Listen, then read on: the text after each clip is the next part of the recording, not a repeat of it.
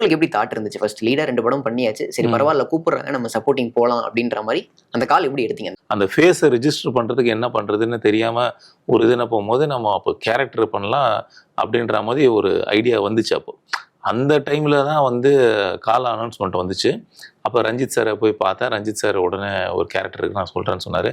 ஆனால் இவ்வளோ பெரிய கேரக்டர் கொடுப்பாருன்னு நினச்சி கூட பார்க்கல. ஒர்க் ஷாப்பில் தான் சொன்னாங்க இந்த மாதிரி வந்து பையன் அப்படின்னா ஓகே ரைட்டுன்னா. அப்போ அந்த கேரக்டருக்கான ஒரு இதுவே என்னென்னா அந்த உடம்பு ஏற்றுறது தான். அந்த கேரக்டர் பார்த்தா நல்லா ஒரு இதுவாக இருப்பான், சாலிடாக இருப்பான், சாலிடாக இருப்பான். அவன் வந்து இவர் பக்கத்தில் இருந்தானா அவர் கரெக்டாக இருக்கிற மாதிரி இருக்கணும் அப்படின்றது தான் அந்த கேரக்டரோட இது. அது வந்து நான் பண்ணேன். அதுலேயும் பார்த்தீங்கன்னா நீங்கள் சொன்ன மாதிரி தான், ஒரு வீட்டுக்கே இது மாதிரி ஒரு பையன் வேணுங்க அப்படின்ற மாதிரி அந்த டைமில் மீம்லாம் வந்துச்சு. அப்போ அது பார்த்தீங்கன்னா அதில் வந்து நம்ம டேரக்டர் சொல்கிறத நம்ம பண்ணோம்.